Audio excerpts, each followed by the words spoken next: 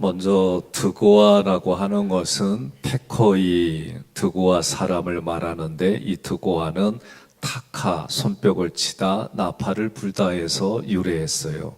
오벨, 이것은 이스라엘 자손이 성회로 모인 장소이고 마지막 때에 예루살렘의 회복에 대한 언약이 있는 장소입니다. 내민 큰 망대는 제일 위대한 소망이다, 재림 소망이다 라는 뜻입니다. 좀 더 구체적으로 말씀을 보겠습니다. 먼저 드고이는 테코이 사람인데, 이 테코아, 동사 테코아에서 유래했고, 테코아는 동사 또 타카, 손뼉을 치다, 나팔을 분다에서 유래했어요. 그러면 나팔을 부는 이 행위는 성경에서 무엇을 상징하냐면 예수님의 재림을 알리는 소리예요. 그래서 데살로니가전서 4장 16절 함께 봉독합니다. 주께서 호령과 천사장의 소리와 하나님의 나팔 소리로 친히 하늘로부터 강림하시리니 그리스도 안에서 죽은 자들이 먼저 일어나고. 아멘. 하나님의 나팔 소리는 하늘로부터 하나님의 강림하실 때 나타나는 현상으로 성경이 기록되어 있어요. 마태복음 24장 31절에도 큰 나팔 소리와 함께 천사들을 보내리니, 그리고 같이 있습니다. 그들이 그의 택하신 자들을 하늘 이 끝에서 저 끝까지 사방에서 모으리라. 아멘. 우리가 지금 동쪽 성벽을 중수하고 있는데, 과제는 뭐냐라고 할 때 실제로 동쪽 성벽이 중수되는 것이 오늘 지금을 살아가는 우리에게서는 우리에게 오시는 예수님을 우리도 영접하는 거예요. 그러니까 여러분과 제가 신앙생활을 늘 의식할 수는 없지만 그래도 의식하며 살아야 될 게 뭐냐면, 지금은 우리는 재림주 예수님을 기다리고 영접할 준비하며 나아가는 거예요. 그러니까 구약은 오실 예수님을 기록했어요. 그래서 예수가 누구이냐, 예수가 너에게 무엇을 해줬느냐, 그런 부분들이 예수님의 구속사 안에서 시대마다 하나님이 사용하셨어요. 로마서 1장에 보면 하나님의 우리에게 주신 것 중에, 하나님의 형상과 모양을 주신 것 중에 하나가 뭐냐면 양심이에요. 양심. 그러니까 그 양심이라는 게 민감한 분들은 어떤 경우까지 제가 이렇게 보냐면, 하나님이 하신 말씀에 내가 순종하고 사는데 그렇지 않을 때 가슴이 철렁 내려앉는다고 그러죠. 그런 일들을 겪어요. 그러니까 내가 원하지 않는, 하나님 앞에 점수 따지 않는 일들을 하려고 할 때 내 양심이 사인을 보내요. 근데 이 양심을 무시하고 하나님이 기뻐하지 않는 일들을 계속 진행하면 이 양심이 작동을 안 하게 돼 있어요. 그러니까 그러면 성경 로마서에 뭐라고 그래? 하나님이 내버려 뒀다는 거예요. 그러면 내버려 뒀다는 거는 참 힘든 상황이에요, 그게. 그런데 또 한쪽에서는 하나님이 기다려주는 거예요. 또 우리는 그때 어떻게 하느냐? 하나님의 대리자로 그 사람을 권면하는 거예요. 그러니까 여러분과 제가 어떤 일들 속에 반응이 있다라는 얘기는 그래도 하나님의 나를 하나님의 방법으로 이끌어가는 그 믿음 안에 있구나. 그리고 그 믿음 안에서 우리는 작동이 어떻게 되는 거예요? 양심과 말씀과 이 다양한 부분들로 이렇게 살아야지 우리의 의지가 또 작동하게 돼 있어요. 그러니까 오늘도 여러분과 이 새벽에 오신 여러분들을 앞뒤 좌우로 인사합시다. 주님의 이름으로 환영하고 축복합니다. 이옥경 권사님하고 이현석 권사님은 혼자 온 거예요? 그렇다고 고개 숙이면 내가 힘들어요. 웃으면서 내일은 내가 누구랑 같이 오겠으면 토요일이잖아요. 그죠? 그리고 진행하는 거예요. 알았죠? 직장 생활도 하고 또 일도 하고 바쁘죠. 그래도 재림 소망을 기다린 우리는, 구약은 오실 예수님, 그래서 오셨어요. 오셨는데 어떻게 했어요? 이스라엘 백성들이 거절했어요.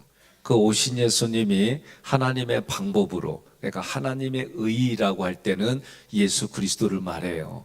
하나님의 의이신 예수 그리스도가 어쨌든 거절받았어요. 거절받고 십자가 부활 승천으로 우리를 위해 하나님의 방법으로 하나님께서 우리를 위해 십자가 부활 승천을 해주신 거예요. 그러니까 오늘 새벽에도 여러분들이 예수님의 십자가 부활 승천이 나의 십자가 부활 승천이기를 선포하는 거예요. 그러면 예수님의 십자가 부활 승천은 나에게 내가 그것을 받아들이는 방법은 뭐냐? 세례를 받는 거예요. 세례. 그럼 세례는 뭐냐? 하나님 앞에 으뜸을 드리는 거예요.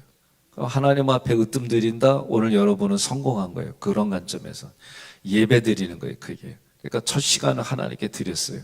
이게 으뜸이에요. 오늘 하루에 나의 첫 생각 그리고 공간 이 모든 곳에 하나님이 으뜸이 되는 거예요. 하나님의 1순위로. 예수님은 뭐예요? 누룩이 없는 말씀을 내가 공급받는 거예요. 오늘 여러분들이 재림 소망의 삶이라는 말씀 가지고 그 단어의 어근까지 찾아가고 거기서 다시 구속사를 해석하고 참 내가 생각해도 어떤 때는 어거지 같아 이게. 예? 진짜 내가 볼 때는. 그래도 이렇게 해서 신앙으로 접근하고 그러면 내가 오늘 이 말씀의 과정들은 이러하니 내 삶에 적용하는 건 뭐요? 오실 예수님을 기다리자. 지혜로운 여인, 슬기로운 여인들처럼 그들도 피곤하니까 잠은 자잖아요. 근데 차이점이 뭐예요? 기름을 준비한 거예요.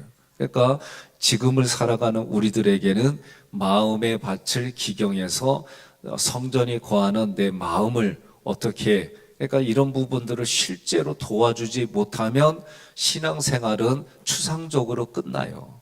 그러니까 실제적으로 도와주는 게 뭐예요? 우리 장로님들하고 한 번씩 요새 계속 하잖아요. 출말 산프. 제가 한 달만 해보자 그랬어요. 기도하는 방법들, 그리고 마음을 다스리는 거, 이런 거 구체적으로 해보면 실제로 내 마음의 생각과 감정이 잡혀요. 부인이 되고. 그러고 나서 열매 맺는 게 이런 거구나. 이게 실제로 목사가 그거를 여러분들이 마지막 때가 될수록 그런 부분들이 쉽게 말하면 이렇게 얘기를 해야 돼요. 저는 예수님이 이 땅에 오셔서 성령에 이끌려 광야로 가셨어요. 그리고 마귀에게 시험 받았어요. 근데 핵심은 뭐냐? 마귀가 하는 핵심은 뭐냐면 예수가 그리스도로 오신 것을 세상 사람들에게 알리지 말고 죽으라는 거예요. 예? 그리스도로 오신 것을 알리지 말고 왜 죽어야 되는지 이유를 알리지 말고 죽으라는 거예요. 그것을 위해서 세상의 가장 큰 것들, 눈에 보이는 좀 유혹받을 만한 것들을 예수님께 제시했지만 예수님이 말씀으로 다 거절했어요. 그리고 오늘 우리에게 십자가 부활 승천이 그런 의미로 와닿은 거예요. 예수님은 말씀을 통해 우리에게 깨닫는 거예요. 그러니까 믿음은 어떻게 생겨요? 들음에서 생기는 거예요. 예수님이 재림하신다는 얘기도 교회에서 가르쳐 주니까 여러분과 제가 듣는 거예요. 그러니까 하나님의 비밀이 예수 그리스도고 예수 그리스도의 비밀이 교회예요. 그러니까 교회는 이 비밀을 계속해서 전달하고 듣게 해줘야 되는 거예요. 그러니까 여러분과 저는 제가 보니까 오늘 어린 학생들 빼놓고는 대부분이 제가 보니까 100년 안에 다 가실 분들이에요. 제가 암만 길게 줘도 이 100년 안에 다 가실 분들인데 그런데 여기서도 영원한 거라고 생각하잖아요. 죽음이라고 하는 게 그렇게 크게 살 때는 어찌요. 그러지만 그거는 간혹 그렇지 내가 하나님 앞에 심판의 자리로 좀 아까 찬양 참 누가 골랐는지 잘 골랐어요. 아주 요새 새벽마다 이 앞자리에 찬양하는 거 보면 참 내용을 너무 잘 골라. 누가 고르는 거예요? 알았어요. 넘어갈게요. 근데 거기에 뭐예요? 심판 자리에서 우리는 찬양 내용이 그래요. 심판 자리에서 우리는 잘했다 칭찬받는 거예요. 그러니까 똑같은 자리인데 누군가에게는 심판이 되고 누군가에게는 상급의 자리가 되는 거예요. 이게 지금 성경은 계속해서 얘기를 하는 거예요. 우리는 이 말씀을 계속해서 듣고 내 자신의 믿음이 커지는 거예요. 믿음이 커지면 뭐가 생겨요? 재림 소망이 커져요. 그러니까 소망 중에 가장 큰 거는 재림 소망이에요. 예? 예수님이 소망이세요. 그런데 그 예수님이 소망이신데 소망이신 예수님이 우리에게 주는 마지막은 재림주로 오는 예수님을 영접하고 기다리고, 근데 이 과정이 어제 뭐라고 그랬어요? 이 과정이 단장하는 과정이다. 그러니까 여러분과 제가 신부로 단장하는 과정이다. 그 얘기예요.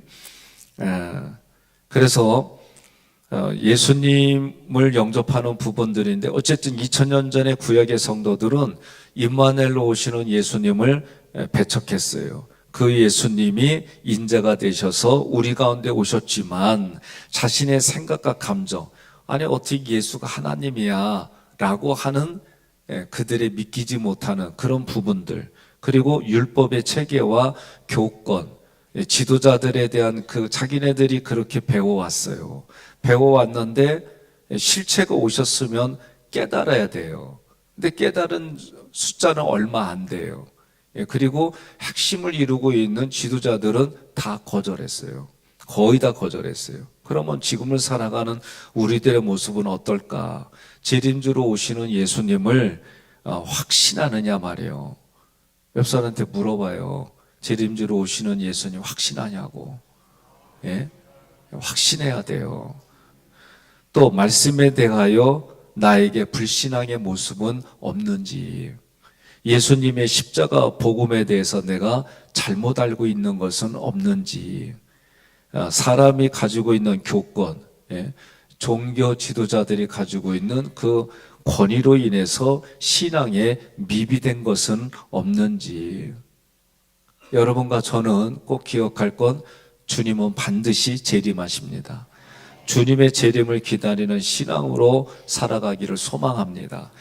두 번째로 오벨은 앞에서도 다뤘어요. 오벨은 예루살렘에 대한 종말론적 예언이 있는 곳이에요. 그래서 이 오벨은 요새, 성체 이것과 동일해요. 그러면 6077, 6076은 단어가 스트롱 담보만 다를 뿐이지 이게 우리가 읽는 거는 같이 읽혀져요. 이 오벨은 어디서 오냐면 아팔이라는 데서 유래했어요. 아팔은 부풀다, 지켜올리다. 그래서 언덕, 작은 산, 요새, 성체를 의미하는 거예요. 이 오벨은 천년 왕국의 예언의 장소로 미가가 사용했어요. 우리가 앞부분에 했던 거예요. 미가서 4장 7절로 8절 함께 봉독합니다.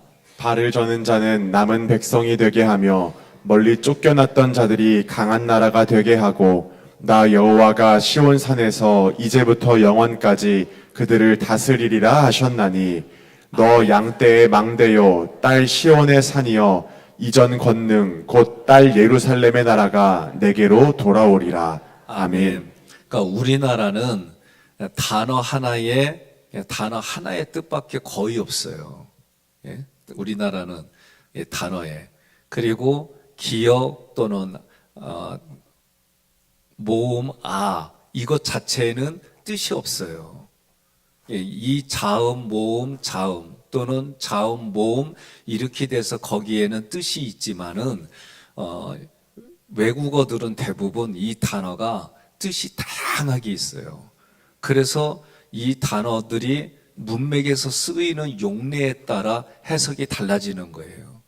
그러니까 이런 부분들을 우리가 여러분들이 좀 다 알고 있지만 그래도 이 단어들, 그리고 히브리어는 모음 자음의 이 그 자음마다 다 뜻이 있어요. 그러니까 그런 부분들 속에 이렇게 하다 보면 헷갈리기도 하지만 그래도 우리가 신앙생활에 있어서 요 정도는 이렇게 연관지면은 도움이 되겠다, 그런 의도가 이제 있는 거예요. 그러면 그 미가서 4장 7절로 8절에서 전체적인 건 뭐냐면, 여호와가 시온산에 임하셔서 영원히 다스리는 왕국에 대한 소망이 미가서 4장 7절로 8절이에요. 내용이. 그런데 여기서 7절에서 시온에 대한 소망은 메시아 나라에 대한 소망이고, 천년 왕국에 대한 소망이에요. 그리고 8절에서는 양떼의 망대라는 얘기는 하나님의 백성을 돌보는 망대로서 이들에게 천년 왕국의 소망을 보여주고 주님의 오심에 대해서 대망하게 하는 파수꾼의 사역을 말하는 거예요. 그래서 여기서 8절에서 딸 시온이여, 딸 시온의 산이여 할 때 의산이여는 아까 오펠이라고 그랬어요. 그런데 이 시온이라고 하는 것도 양지 바른 언덕이에요. 양지 바른 언덕에서 그곳에서 하나님께서 그의 백성을 돌보시는 동산이다라고 보는 거예요. 오벨은 양지 바른 언덕 중에서도 솟아있는 작은 언덕이다. 그게 작은 교회의 그런 의미다라고 얘기를 했어요. 한번 생각해 보겠습니다. 뭘 생각하냐면 어째서 예루살렘이라고 하는 더 큰 데를 말하지 아니하고 오펠, 이 오펠이라는 단어는 작은 언덕을 말하는데 이 작은 언덕으로 지명했을까? 여기에는 좀 곰곰이 묵상한 내용이에요. 뭐냐면 여러분 개혁이라고 하는 걸 개혁이 일어난 입장에서 보게 된 종교개혁이 일어날 때에도 뭐 크게 종교개혁이 시작된 게 아니에요. 루터나 그 몇 사람들의 그 사람들에 의해서 개혁이 일어났어요. 그러니까 오펠이라고 하는 이 부분도 작은 곳에서부터 하나님의 사람들이 이루어지고 그곳에서부터 이게 크게 일어나는 그런 관점에서 이 말씀을 접근해 보는 거예요. 그러면 이게 개혁신앙이다. 그러면 우리가 조직신학에서 얘기를 할 때 개혁신앙, 그러니까 여러분과 제가 지금 이렇게 신앙생활하고 방향을 목사가 정해서 가르쳐드리고 그리고 거기에 순종하고 가는 여러분들이 개혁신앙으로 우리가 가는 거예요. 예? 제가 요새 교회의 이런 부분들 때로는 불편한 부분들 보면서 가급적이면 파란 당 빨간 당에 안 걸리고 보혈당과 예배당에 걸리기 위해서 고민을 많이 해요. 왜냐하면 암만 이 얘기를 해도 여러분들이 마음속에 색깔을 정해놓고 내가 하겠다 안 하겠다 정해놓으면 암만 얘기해도 의미가 없어요. 예? 그런데 우리가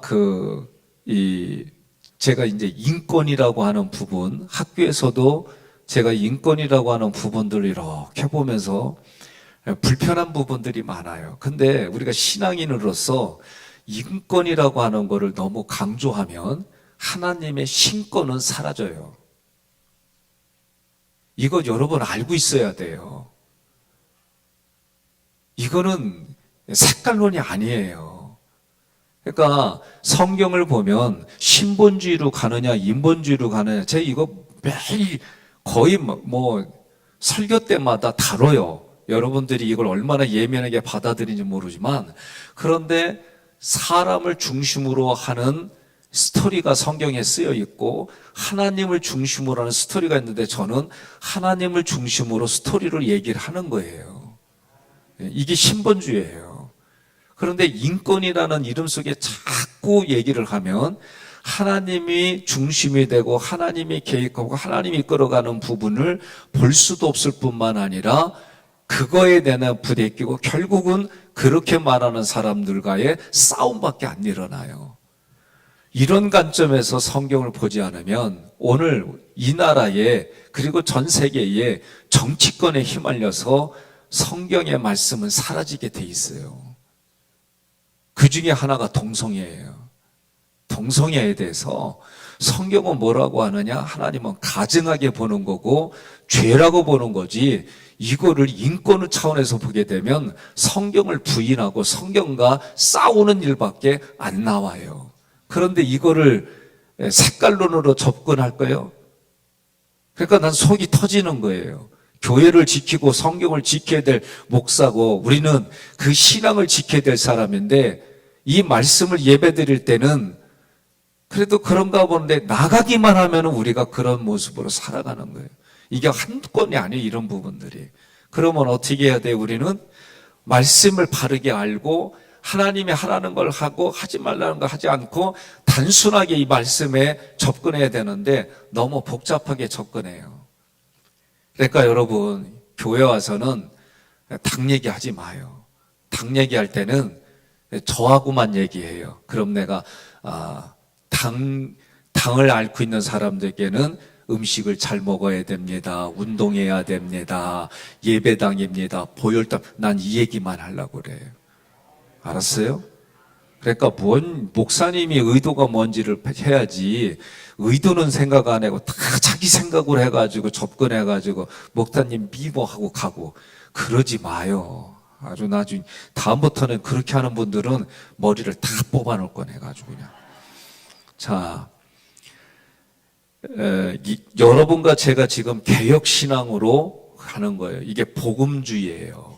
예? 그래서 이런 복음주의로 함께 같이 가기를 주님의 이름으로 소망합니다. 그래서 오벨이 상징하는 내용이 뭐냐라고 할 때는 예수님의 복음과 성령의 역사로 우리가 날마다 새롭게 접근하는 거예요. 우리의 겉사람은 늙어가요. 성경 말대로 쇠퇴해요. 그러나 우리의 속사람이 날마다 새로워지려면 어떻게 해야 돼요? 말씀의 의도대로 접근하고 말씀의 의도대로 내가 순종하려고 하는 몸부림치는 모습이 있어야 돼요. 그런데 육신은 하나님이 기뻐하는 장소에 있어야 되고, 마음은요, 보이지 않는 내 마음의 생각과 감정은 자기를 부인하고, 그러려면 어떻게 해야 돼요? 내가 가지고 있는 생각과 감정을 꺼내놔서 그거를 요리를 해야 돼요. 그게 어떻게 해요? 요새 지금 계속 제가 뭐라고 해야 되지? 프로그램이라고 합시다. 그 프로그램을 제가 배우고 익숙하게 습득해서 우리 장로님들을 통해 가지고 하는 거예요. 그러면 제가 왜 장로님들하고 먼저 이걸 씨름하냐면, 장로님들이 교회 지도자들이에요. 평신도들이에요. 근데 지도자들이 나는 안 하고 못 하고 이러고 넘어가잖아요. 그러면 어느 순간에 우리 장로님들 마음이 불편해요. 내가 패싱당하고 이 사람들은, 성도들은 열심히 해서 막 자기 마음을 부인하고 뭔가 열매들이 맺어져 가고 신앙에 정지되는 곳으로 막 가는데, 나는 맹지 모르게 뒤떨어진 것 같은 느낌 들고 그러면 내가 잘 도와야지, 이런 마음보다는 나 삐져가 생기게 돼 있어요. 사람 마음이. 그거는 직분에 상관이 없어요. 그러면 이제 그다음부터는 이게 뭐가 되냐면은 걸림돌이 돼버려요. 제가 이거를 14년 8개월 동안 겪은 거예요. 그래서 장로님들이 이 일들을 하고 장로님들이 또 권사님들을 통해서 이게 흘러가면은 그 교회는 살아나게 돼 있어요. 그래서 3인턴 4세대로 계속해서 이게 흘러가잖아요. 그러면 우리 교회는 자동적으로 들어오기만 하면 그 훈련을 받는 분위기가 되고, 그 훈련을 하게 되면 영안이 점점 더 열리고 들리는 귀가 달라지고, 그러면 내 마음판에서 전쟁 속에 이미 내가 수십 년 동안 내 안에 생각과 감정으로 진이 배치되어져 있는 너무 딱딱한 강팍한 마음, 길가와 같고 돌짝밭과 같고 그리고 가시덤불과 같은 이 모든 것들이 옥토로 바뀌게 돼 있어요. 그럼 옥토로 바뀌면 어떤 현상이 일어나요? 열매를 맺지. 심기만 하면 자라서 열매 맺게 돼 있어요. 그게 여러분과 저의 인격이 수준이 높아져서 이게 소문이 나는 거는 시간 문제예요. 그러면 사람들이 어떻게 해요? 자기 영혼이 살고 싶어서 어디로 와요? 하객교 오게 돼 있어요. 오늘 재림 소망의 신앙 속에 예수님의 복음과 성령의 역사가 이게 무엇인지 잘 몰랐는데 구체적으로 순종하고 따라하고 마음을 관리하고 다스리다 보면은, 여러분, 이게 성경에 말하는 현상들이 내 마음 안에서, 그리고 내가 살아가는, 육체가 살아가는 삶의 현장에 나타나게 돼 있어요. 우리는 이거를 경험하고 나타내주고 보여주고, 이게 하나님의 대행자로 살아가는 거예요. 세 번째로 내민 망대는 위대한 소망이라는 뜻이에요. 그러면 이건 앞부분에서 얘기한 부분들이에요. 그러면 이게 재림 신앙이다. 자, 내민 망대라고 할 때 내민 야차라고 하는 것은 나가다, 나오다, 떠나다, 앞으로 가다, 나가게 하다, 이끌어내게 하다, 이런 뜻이에요. 하나님의 나를 끌어올리는 거예요. 하나님의 나를 데려가는 거예요. 하나님의 나를 그 앞에 세우시는 거예요. 그러면 망대는 어떤 것이냐? 이러한 것을 알리는 소망, 이러한 것을, 이런 소망을 가지고 있다, 이것을 알려주는 역할이에요. 망대라고 하는 게 우리가 뭐라고 그랬어요? 성에서 조금 더 나와 있는 거라고 그랬잖아요. 그러면 이게 우리가 앞부분에서 뭐라고 그랬어요? 우리의 기도는 마귀에게 쏘는 화살이다라고 우리가 앞부분에서 얘기를 했어요. 그러니까 이 앞부분은 뭐예요? 먼저 적을 보고 공격하기도 하지만 적이 먼저 공격하는 곳이에요. 그러니까 기도하지 않으면 아무 일도 안 일어나. 옆 사람한테 그래요. 기도하지 않으면 아무 일도 안 일어나. 근데 기도하면 전쟁이 일어나는 거예요. 그러니까 여러분 이런 원리들을 보시고, 그런데 하나님은 기도하는 것마다 어떻게 해요? 보이지 않게 여러분들의 영적인 무기를, 영의 무기를 다 하나님이 해주시는 거예요. 그러니까 우리는 왜 하나님이 여호와의 군대라고 그래요? 사람의 눈으로 볼 때는 오합지졸의 이스라엘 백성들이. 그럼에도 불구하고 하나님이 뭐라고 선포하냐면 여호와의 군대다. 그러면 여호와의 군대라고 한다면 대장이 누구요?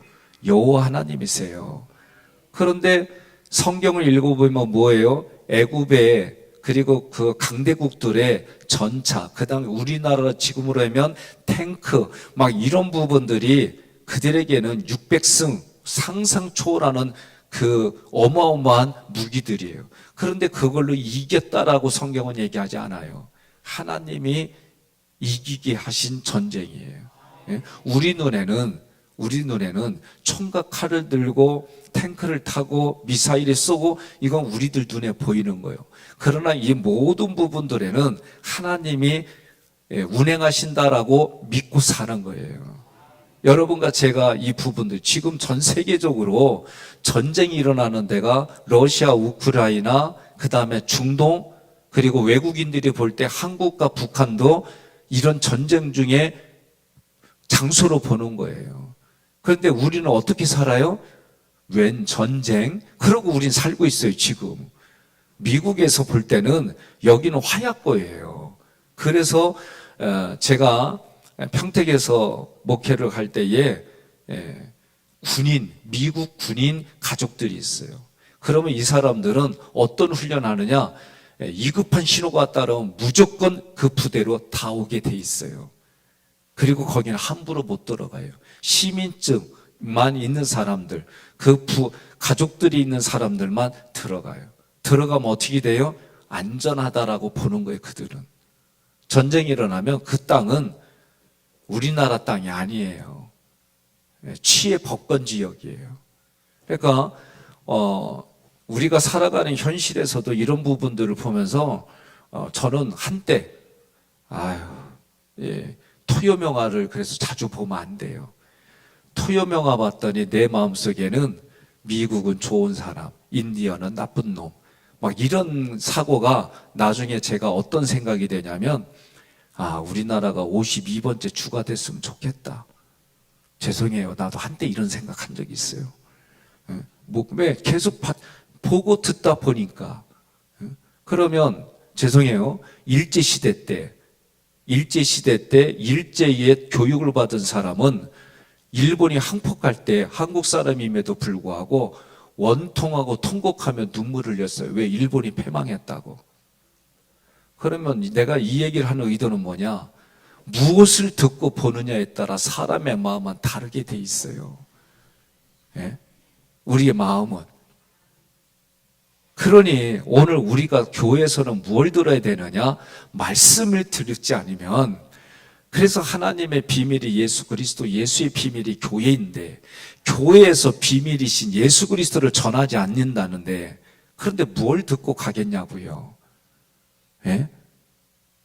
여러분과 제가 교회에 와서 무엇을 들어요? 복음이라고 할 때 복음은 예수 그리스도예요. 예수 그리스도가 나에게 그리스도입니다. 예수가 그리스도로 나에게 하신 일이 무엇입니까? 그것을 우리가 들으러 왔고 그 말씀 듣고 내가 삶에 가서 하나님이 주신 이 말씀을 가지고 우리가 부부간에 부모와 자녀간에 아버지 어머니에게는 내 이웃에게는 어떻게 해야 될까? 이게 우리의 신앙생활인 거예요. 전 세계가 지금 어떻게 흐름으로 가느냐? 전 세계는 전쟁이 끝일 날이 없어요. 민족과 민족 간에 서로 간에 싸움이 끊어질 날이 없어요. 개인도 마찬가지고. 이런 시대 속에서 우리는 성경을 통해 어떤 방향을 바라봐야 되고 그 방향 속에 여러분과 저는 말씀이 주는 의미가 무엇이냐. 오늘 핵심은 예수님이 재림하신다. 재림하시는 예수님 앞에 내가 예수님께 소망을 두고 살아가며 성경의 공간복음서에 나와 있는 것처럼 열 처녀의 비유에서 나는 슬기로운 처녀처럼 미리 기름을 준비하고 내가 지금 살아가고 있는가라고 볼 때에 그럼 기름이 무엇이냐라고 접근하고 또 여러분과 제가 그것이 예수고 성령이 보혜사가 내 안에 이미 준비되어 있는 것을 인정하고 내가 그분 앞에 점수 따는 일들을 하려고 몸부림치고 살아가는 게 오늘 하루예요. 여러분들이 오늘 하루 나아가셔서 내가 만나는 사람들 그리고 나 자신에게 내가 어떻게 살아야 될까? 저도 이게 어떤 때는 하루가 원활하게 가지만 어떤 때는 육신이 지쳐있으면 아무 생각도 없이 자기 바쁘고 이런 게 우리들 삶이지만 그래도 여러분들이 교회에 왔던 이런 얘기를 자극이 되니까 내가 반응 보이고 또 나를 자극시키니까 또 반응하고 그러면서 교회에 와서 여러분들이 다시 회복되어지고 말씀을 들으면서 내가 다시 또 해봐야지 이런 자리가 이 자리예요. 그러니까 여러분과 이 자리는 오늘 잘 오신 거예요. 옆 사람한테 인사합시다. 잘 오셨어요. 예? 오늘 하루 다시 승리의 길을 나갑시다. 그 마음으로 사는 거예요.